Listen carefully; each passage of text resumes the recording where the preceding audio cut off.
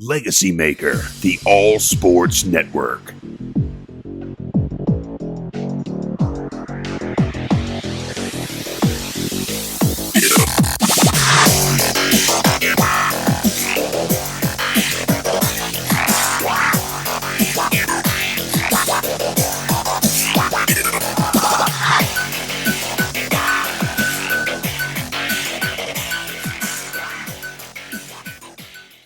Welcome, everybody, to episode 2 of Redskins 732. I'm one of your hosts, Darrell Owens, alongside Jay Quimby, and we are here from the LegacyMaker Sports Network to bring you our second episode. Jay, how you feeling, brother? Feeling great. Football's so close. So close. We got a taste last week. But before we get going in this video, make sure you like this video, make sure you subscribe, and make sure you follow the LegacyMaker Sports Network on all of our social media platforms. Share. Please.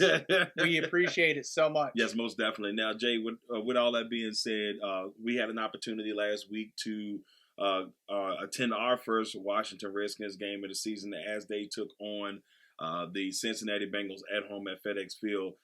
Tough game. They lose 23-13, but the game started off kind of promising for the Redskins. It started off kind of promising. I mean, there was a lot of good things that I saw. But, I mean, I'm just going to call it, that pass interference rule is going to be like last year with hitting the quarterback.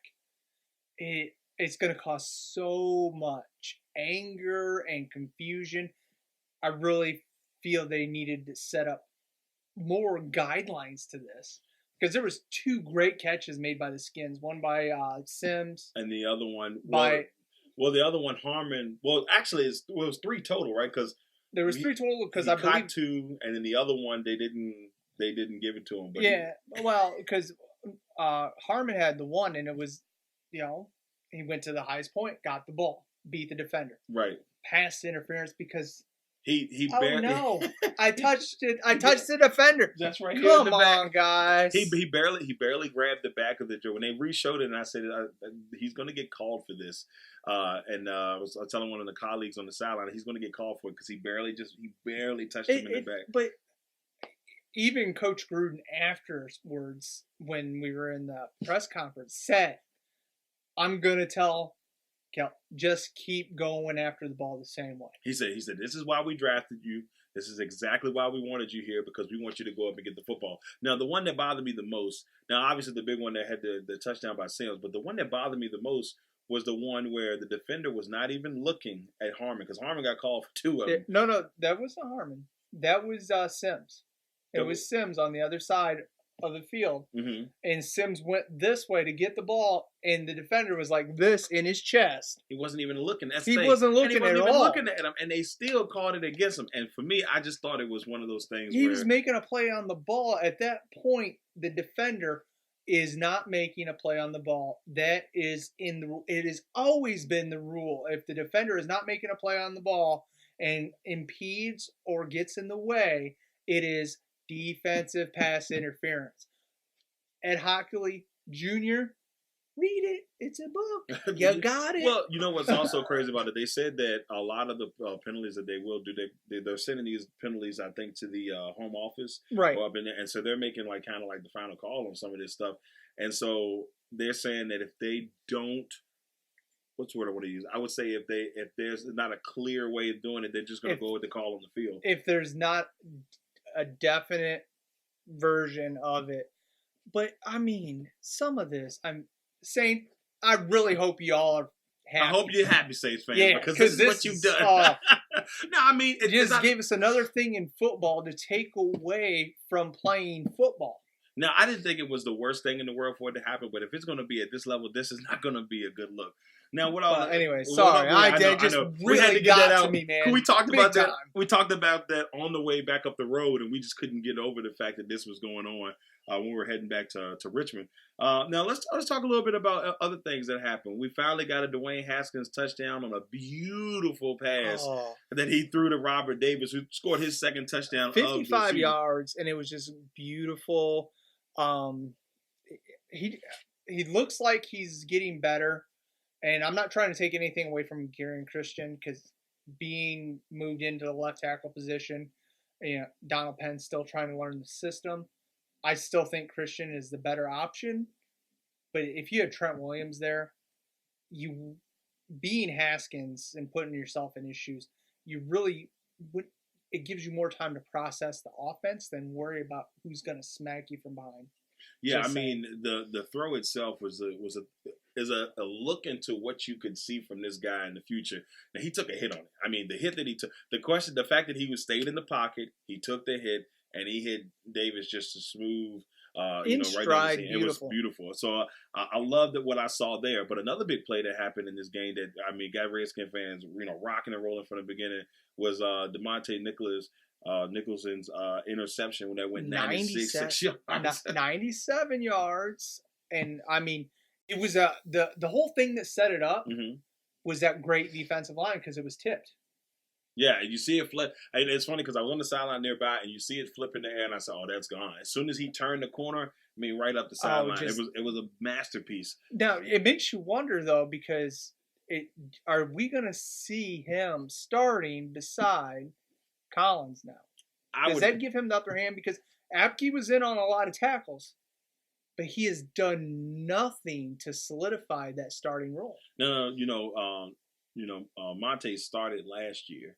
So I think he had some moments where he started last year. So it wouldn't surprise me if Jay Gruden decides to go that route and start him because I think like a lot of people are still waiting to see the Apke that they were hoping that they drafted. But I think that that play right there may have given just a little bit of a leg up going into week 3. We still got 2 more games, so things could change. You never know. It's still early. Other things. Case Keenum looked pretty decent in his. He didn't. He in his first couple series, he looked very solid. He didn't do anything to make us go, woo. Like maybe y'all shouldn't do this, because of the word on the street. So a couple reports came out this week that he's going to be the guy that gets to start. That he's going to be the guy that gets to start in Washington. He will start week 1. Colt McCoy is still battling that injury. And it looks like Colt McCoy, according to Coach Gruden, won't start. He won't even play maybe until week 2, week 3. That's how precautions the precaution they're showing right now. It just gives you props because you saw McCoy out there every day at OTAs. Right, he looked phenomenal during training camp. You really thought he would be the starter coming in, and I just really hope quick healing. But if he comes back. And say you're 1-1 at that point with Keenum, do you bring and just say, here you go, Colt, the system is yours? I think it really just depends on the level of play from Keenum, because the Redskins have a very tough schedule to start this season off, and I don't even want to say that you got game 1 against the Eagles. Yep. A lot of people are saying that the Eagles are going back to the Super Bowl. We'll see. And then you got the Cowboys in week 2, who are also in some people's eyes Super Bowl favorites because of their defense. But they got to get off. We don't know who's going to be in that mix when that time comes because of the Zeke and the Dak situation. And then week 3 they got the Bears, and the Bears are another team that people are looking at that could be a potential NFC champion or Super Bowl contender.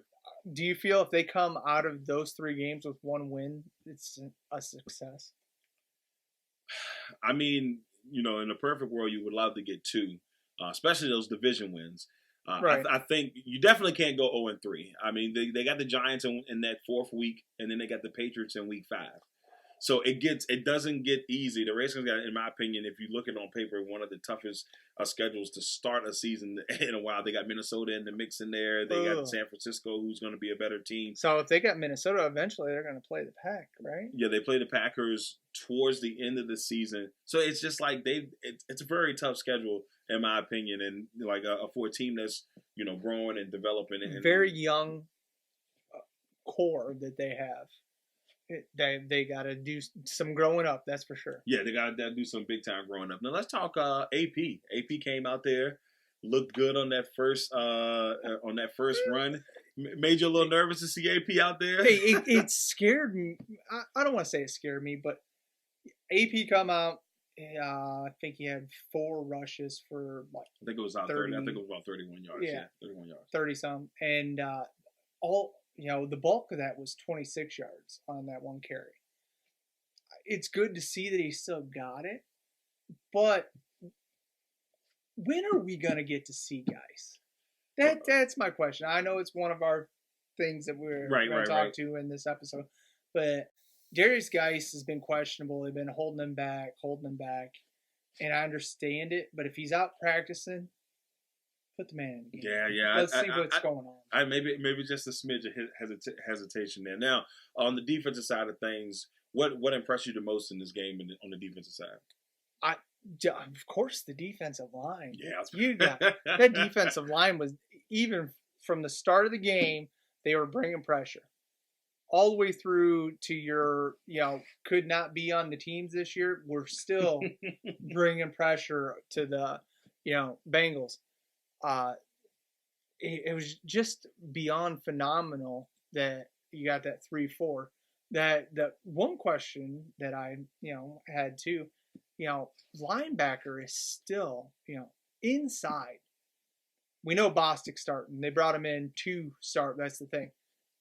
Who are they going to put beside him? Because, Hamilton has not looked like the guy that we saw on the field last year. Yeah, and then, with that being said, it's going to be a huge, and a lot of fans, we went back and a lot of fans are like, Mason Foster, he's gone. But you look at it and say, man, like, in a way you kind of, in my opinion, I think it would be nice to have him a little bit, even if you're not starting him right away. It'd be nice to have him at this point because you really don't know, all together how this thing is going to play out. I mean, like I said, but they're a young team and they are, in a way, rebuilding. Absolutely. I won't disagree with you at all. And you just really want to see some of these younger guys, though, step up. Hence the way Jimmy Moreland did the first preseason game. Rookie comes in, 2 forced fumbles? Right. Looking great. Building up that steam. I mean, I wouldn't be surprised to see him starting in the slot, if not eventually moving to one of the outside positions. Now, we got to talk a little news that happened right before the game. And right before the game, we got a press release from the Redskins saying that Samuels and London Fletcher will be heading into the Ring of Honor this year. So congratulations to those two great Redskins. But, let's talk a little bit about the legacies of these guys and what they brought to the table in Washington. And, we talked a little bit earlier about, Chris Samuel and how he may have been Trent Williams before Trent Williams. Oh yeah. 6-time Pro Bowler. Unfortunately, and once again, just my opinion, his career was cut short because of spine issues. But, drafted him 3rd overall. They, traded a couple things to get up there and get him. They saw something. And he was just the cornerstone of that line for a little under a decade. So kudos to him for getting in there. What did they say? 141 starts in 141 games. Amazing. That's not bad. I mean, he missed a game here or a game there due to, small things. But, I mean, it's football. That was back when football was football. That's also true. I could forearm you and then be like, it's football. It happens.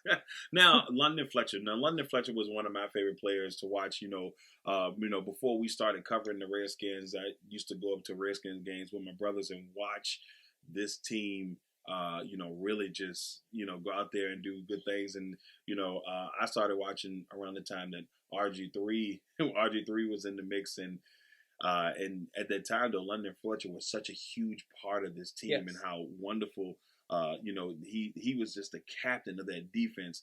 Obviously besides, Sean Taylor when, back in a few years before then. But London Fletcher was such a huge piece of this team, and he made his first Pro Bowls while being a Washington Redskin. Oh, yeah. Undrafted free agent from a small school in Cleveland. Gets a ring when he's with the Rams, goes to Buffalo for a bit. Redskins bring him in, and he just becomes the heart of that defense. He really does. A lot of things, he got kind of like what I call the Sam Mills or the Zach Thomas treatment because 5'10", smaller guy. all over the field, tackling machine, over 2,000 tackles in his career.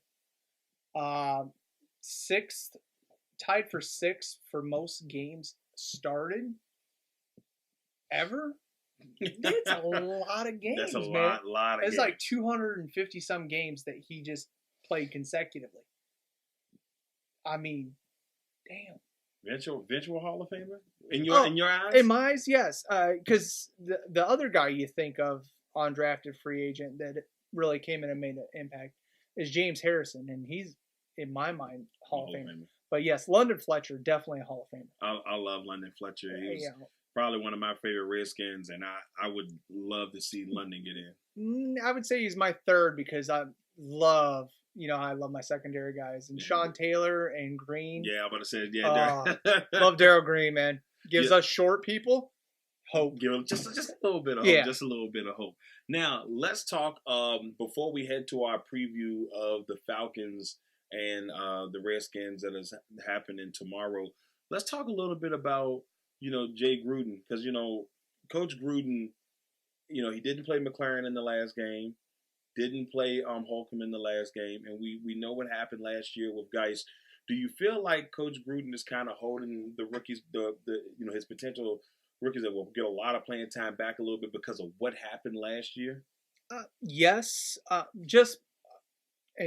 not trying to take anything away from Martin Haskins. Haskins needs the time on the field so he can learn that system. That's it. I don't care who you are. You come in and try to pick up that system. It's a hard system to learn. There's a lot of audibles, different calls, different looks, anything you can think of. But you can hold those two guys out because from what I saw from Holcomb in OTAs and McLaren, just knowing, Ohio State fan, on his understanding of the game and what the wide receiver needs to do, those are two guys that you can hold out on and they will still be able to come in and be, in my mind, they're both starters. Holcomb is just everywhere on the field. He has that uncanny ability to be where the ball's at. And McLaren is the most refined route runner, rookie wide receiver of this class completely. Now, with that being said, and we spoke a little bit about Guice, the word on the street is Guice is, as of right now, tentatively will play tomorrow. We don't know for how long, how much we'll get to see him. They still got him as questionable though. Yeah, they still got him as questionable because they don't. I guess they don't want to he's definitely playing with as we get closer. But the word is that he's going to play tomorrow. How long, if you're Jay Gruden, do you keep Derrius Guice on the field if you play him tomorrow? Because last year we saw a glimpse of what could be against New England, against one of the best, and it was done. Teams, and then it was done like that. So if you're a Coach Gruden, how nervous are you to even have him on the field? And I know eventually you got to play him. I mean, the season's going to start. And you don't want to throw him in against the starters from the Eagles. That would just be a huge. But what you do is, I think you play your starters. You bring in your second stringers, you let them do one or two series with maybe your second or even your third stringers, Right. So for me, that's what you see. You put them in, not saying less talented guys, because there's obviously talent. They're professional football players. Right. But just don't let them get those hits, Yeah, that'll be one thing that I want. I'm excited to see it because I felt like, we saw the energy that he brought to camp last year. We saw the energy he brought to camp this year. And he just seems like one of those players that you have to root for. And I root for him because I want to see him do well. If they have Guice rocking and rolling, I just feel like the 1-2 punch of him and Peterson together could really take this Redskins team offense to another level, because it's going to open up your passing game, and then really give Keenum and down the road Haskins those opportunities to really thrive. And I'm just excited to see him play. I can't wait. I mean, you were very high on him last year when we had the draft. Really, I had him higher. You had him first round going. When we had our mock draft last year, you had him going first round to the Eagles. I don't know, Redskins might not be thrilled about that, But that's how much you thought of him. I absolutely loved him, and then to see that injury, and that is not by any means an easy injury to come back from. Right. And he looked very crisp, very ready to get out there and show his worth. So I really want to see him play, but I also don't want to see any of that other stuff. Exactly. Now, with all that being said, let's preview tomorrow's game. Game 3. This is the dress rehearsal. Everybody calls it the dress rehearsal. This is the opportunity that you're going to see the starters majority of the time play most. What happens after this week? It's cut week, baby. It's cut week because everybody next week, and me and Jay will be at the Ravens Redskins game next week. But that next week is all about who's gonna fill out this roster, your special team guy, who's gonna be that your depth on the team. So this week is that chance to say, all right, we got who. How do our starters look against other starters for longer periods of time? Right. So this Falcons team, obviously, they're looking to make some noise. That the NFC South is going to be very competitive once again this year, and so they're ready to make some noise. And I'm intrigued to see how Ridley and how Jones and how they all get together, and a healthier Falcons defense as they take on the Redskins. Definitely, you want to see how the defense does. That offense is still loaded. They're really, really gonna hate the fact that they let Tevin Coleman walk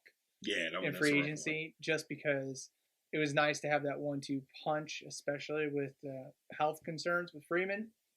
So it's just, I want to see the defense. Definitely gonna be watching that defense a lot.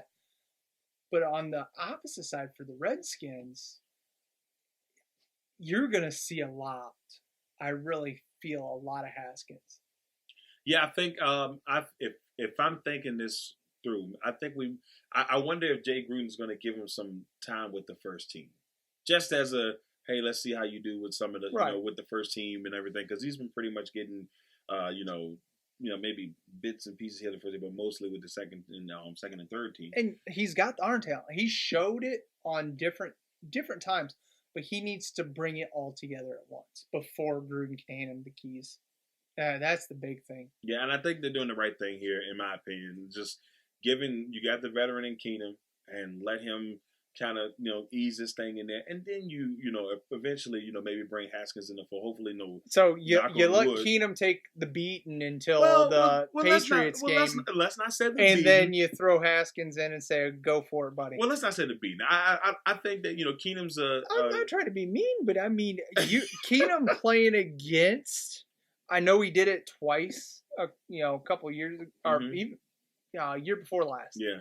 Up there in Minnesota against the Chicago defense, but he didn't see this Chicago defense. And they didn't do too hot against the Eagles in that last game. But like I said, I mean, hopefully, by that time, Keenum has got a pretty much good grasp of the offense that he can make things happen for the Redskins.